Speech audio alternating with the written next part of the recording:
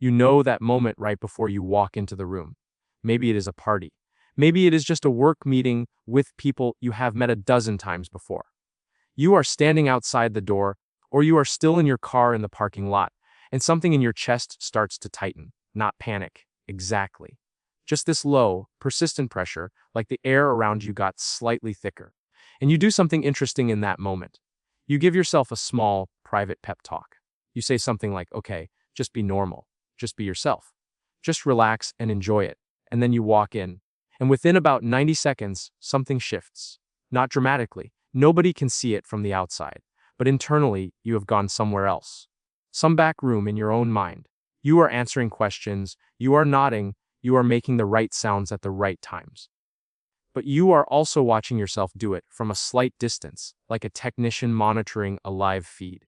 And when you leave, when you finally get back to your car or your apartment or your bedroom, the relief is so immediate and so physical that you actually exhale out loud. And then you sit with this quiet, low, grade version of shame. Because nothing bad happened in there. Nobody was cruel to you. Nobody judged you. In fact, someone probably said they were glad you came. And still you had to escape. And you have probably called yourself some version of antisocial, or socially anxious, or just bad with people. And the worst part is that you have started to believe it. But here is the thing, that label is not accurate, not even slightly. And the reason you feel that way has almost nothing to do with your personality, your confidence, or how much you like people. It has everything to do with a system inside your body that got stuck in the wrong gear. And once you understand what that system actually is, and why it is doing what it is doing, everything that has confused you about yourself for years starts to make a specific, almost painful kind of sense. In the last video on this channel, we talked about how your brain constantly generates predictions about the world before you even have an experience. It is running ahead of you, like a scout laying out a map of what to expect. And when reality does not match the map, your brain throws up a flag. It registers what neuroscientists call a prediction error, a small alarm that says something here is unknown. Today, we are going to go one level deeper into what happens when that alarm does not reset. When instead of saying unknown, it says unsafe. And when it keeps saying unsafe, even in rooms full of perfectly friendly people who pose exactly zero threat to you. The concept that explains all of this is called polyvagal theory. It was developed by a neuroscientist named Stephen Porges, and it describes something he named neuroception. Neuroception is your nervous system scanning the environment for safety or danger below the level of conscious thought. Not you deciding whether something is safe. Your nervous system deciding automatically. Before you even have a chance to think, the word Porges uses is below the level of awareness, which is the critical piece. Because your neuroception can be telling your body it is in danger while your conscious mind is perfectly aware that you are at a birthday party for a colleague you genuinely like. The two systems are not always in communication. Think of it like the security system in a house. The alarm does not wait for you to assess the situation. It does not look at the faces of the people who entered and say, actually, I recognize these people, they are friends. It just detects movement, and it fires. And for some nervous systems, for reasons we are going to get into, the threshold for that alarm has been set extremely low. So low that ordinary social situations trigger it. And the body responds to a dinner party the same way it would respond to something genuinely threatening. This is not a personality flaw. It is a calibration problem. And like any calibration problem, it can be understood, worked with, and slowly corrected. Now let me explain the full mechanism, because understanding this part is not just interesting, it is necessary.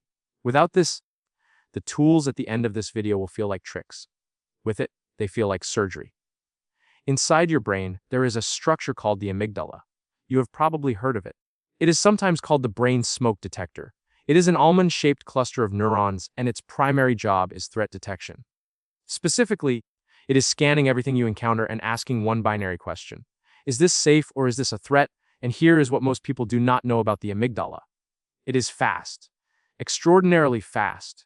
It processes incoming information and produces an alarm signal in about 12 milliseconds. For reference, it takes you about 200 milliseconds to consciously register what you just saw. Which means your amygdala has already responded to the room you walked into before you have had a single conscious thought about it. Before you registered that everyone looks friendly, before you notice the person waving at you, Your amygdala has already run its assessment and sent the first signal down to your body. And here is where the nervous system comes in. That amygdala signal travels through what is called the autonomic nervous system, the part of your nervous system that controls everything involuntary: heart rate, breath, digestion, muscle tension, sweat.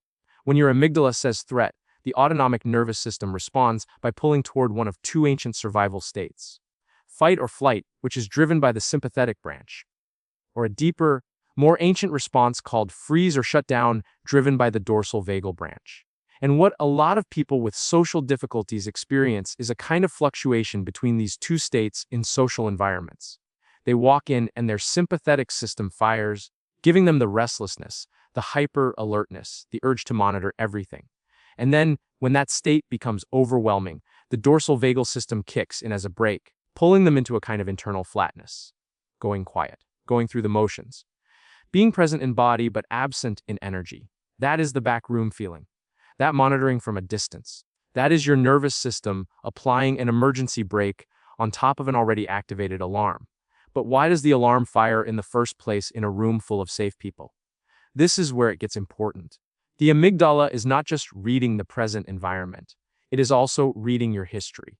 Specifically, it is referencing every previous experience that felt similar to this moment and asking, how did those go? Did those go safely? Were you welcomed? Or were you evaluated and found lacking? Were you embarrassed in front of people? Were you ignored? Were you laughed at when you said the wrong thing? Were you somehow wrong in rooms like this? Because if you were, even once, even as a child, even in ways that you have consciously processed and moved past, your amygdala filed that information. And it uses that file every single time it encounters a similar context social gathering. Multiple people, limited exits, expectation to perform. It pulls the file, it reads threat, it fires. And your body begins its defensive cascade before your rational mind has had a single vote in the matter. This is the cycle. Your nervous system reads the social environment as threatening. Your body goes into a low-level defensive state. In that state, the behaviors that make socializing feel easy, eye contact, warmth, spontaneous conversation, genuine laughter, become much harder to access because they require the ventral vagal state, which is the social engagement system Porges describes. The friendly, open, connected state. Your body cannot run the social engagement system and the defense system simultaneously. They are physiologically incompatible. So you come across as slightly flat, or slightly distant, or slightly stiff. And people around you respond to that flatness with a slight reduction in their own warmth. And your amygdala logs that reduced warmth as confirmation of the original threat assessment. And the next time you walk into a room like that, the file is thicker. The alarm threshold is slightly lower. The cycle deepens. Without intervention, this always gets worse. Not because there is anything wrong with your personality, but because your nervous system is learning. It is updating its model of the world, accurately, based on the evidence available to it. The problem is that the evidence it is reading has been distorted by its own defensive behavior. You look closed off because you feel unsafe. You feel unsafe because previous interactions felt cold. Those interactions felt cold because you looked closed off. Your nervous system built a self-confirming loop, and it is running that loop every time you walk into a room full of people. But here is the part that nobody ever tells you.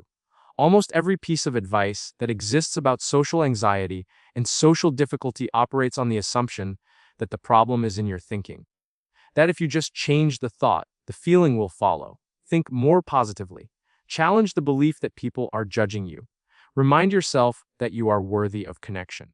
And those tools are not wrong, exactly, but they are incomplete in a way that can make things worse. Because they ask you to use your rational, conscious mind to override a process that is happening below the level of conscious thought. It is like trying to convince your smoke detector to stop going off by writing it a polite letter. The smoke detector does not read letters. It detects smoke, and what your amygdala detects is not logical arguments about your self-worth.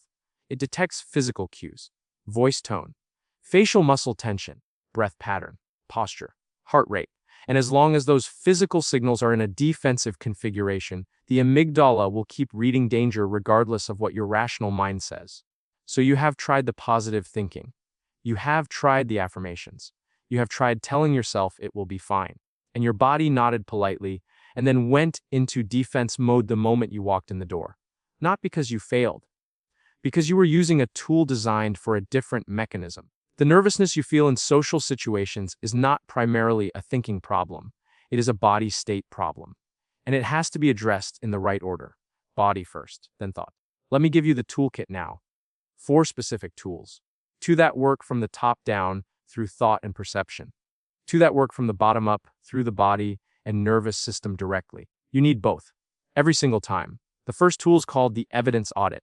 The problem it solves is this. Your amygdala is using a threat file that was built from old evidence. Experiences that may no longer be representative of your actual social world. The evidence audit interrupts that file update process. Here is how you do it right now. Open the Notes app on your phone. At the top, write the heading Actual Data. Then, after your next social interaction, however small, you write down every specific piece of evidence that does not fit the threat model. Not how you felt. What actually happened. They laughed at something you said. They held eye contact. They asked you a follow-up question. They texted you after. They remembered something you mentioned last time. You are not looking for proof that you are great. You are looking for data that contradicts the threat assessment your amygdala keeps running on old evidence. Over time, this list becomes a competing file. Your nervous system updates its model based on what is most frequently encountered. You are using this tool to slowly, deliberately change what is most frequently encountered in your own memory system. This is not positive thinking. It is evidence replacement. It works because it targets the actual mechanism, which is the amygdala's threat file, not the symptom, which is the anxious feeling. The second top-down tool is called the observation shift. The problem it solves is this. In defensive mode, your attention is almost entirely self-directed. You are monitoring yourself. Your voice, your face, whether you are talking too much or too little, whether you are being interesting, whether the other person is bored. This self-monitoring is itself generating the data that feeds the threat response. Every time you catch yourself saying something and immediately think, was that weird? You are reinforcing the idea that you are being evaluated and may be found lacking. The observation shift does one simple thing. It moves your attention from yourself to genuine curiosity about the other person, not performed curiosity, actual curiosity. Here's the action. Before a social interaction, write one question you genuinely want answered about someone you will encounter. Not a polite question. A real one. What do they actually do all day? What do they find genuinely difficult? What is something they care about that most people in this context do not know about them? When you walk in with one real question you want answered, your attention has a legitimate place to go that is not your own internal monitoring system. And here is the neurological reason this works. Genuine curiosity activates a different network in the brain than social threat processing. They cannot both be running at maximum capacity at the same time. Curiosity is incompatible with the defensive flatness that shuts down authentic connection. Now, before we get to the body-based tools, let me say something honest. Using these tools will feel strange at first, maybe even fake. The evidence audit might feel like you are forcing yourself to look for silver linings you do not believe in. The observation shift might feel effortful and artificial the first several times you try it. That strangeness is not a sign that the tools do not work. It is biological evidence that they are working. Discomfort during this process means your nervous system is encountering something that does not fit its existing model. That friction is the update happening. It is the smoke detector recalibrating. If it felt easy and natural immediately, it would mean you were not changing anything. So when it feels awkward, that is the moment to keep going, not the moment to stop. The third tool is called physiological anchoring. This is a bottom-up tool, which means it bypasses thought entirely and speaks directly to the autonomic nervous system. The problem it solves is this. When your sympathetic system has fired and your body is in a low-level defensive state, no cognitive strategy can fully override it until the body state changes. You have to change the body first. Here is the action, and you can do it sitting in your car before you walk into the room. Inhale for a count of 4. Exhale for a count of 8. Do this 4 times. That is it. The exhale longer than the inhale is not a breathing trend or a wellness hack. It is a direct signal to the vagus nerve. The vagus nerve is the main highway of the parasympathetic nervous system, the system responsible for rest, safety, and connection. When you extend the exhale, you are stimulating vagal tone. You are sending the nervous system a signal from the body that says the threat has passed. You are safe enough to come down. You are literally using your own respiratory system as a remote control for your threat response. 4 rounds. In your car. Before you walk in. This does not eliminate all social discomfort, but it lowers the starting point of the defensive state, which means you walk in with a slightly wider window of tolerance, slightly more access to the social engagement system that makes connection feel possible. The fourth tool is called the grounding anchor. This is the other bottom-up tool, and it is for when you are already inside the social situation and you feel the flatness or the monitoring starting to take over. The problem it solves is this. Once you are in the room and the defensive state has activated your higher executive functioning, your ability to think clearly and respond naturally starts to go offline. The prefrontal cortex, which is the seat of conscious thought, flexible reasoning, and social nuance, actually becomes less active when the threat response is running. This is by design. In a real emergency, you do not need to philosophize. You need to act fast. But it leaves you feeling slow, awkward, and like you cannot find your words. The grounding anchor interrupts this by using sensory input to pull your nervous system back toward the present. Here is the action. In the middle of any social interaction, notice 5 things you can physically feel. The weight of the floor under your feet, the temperature of the glass in your hand, the specific sound of the person's voice you are talking to, the sensation of your own breathing, the particular quality of the light in the room. You do not close your eyes to do this. You do not pause the conversation. You simply bring one layer of sensory awareness online while continuing to be present with the other person. This works because the threat response is primarily a future-oriented state. It is scanning for what might go wrong. Sensory awareness is entirely present tense. The two cannot fully coexist. By activating sensory presence, you are gently pulling the nervous system's attention away from anticipated threat and into actual now.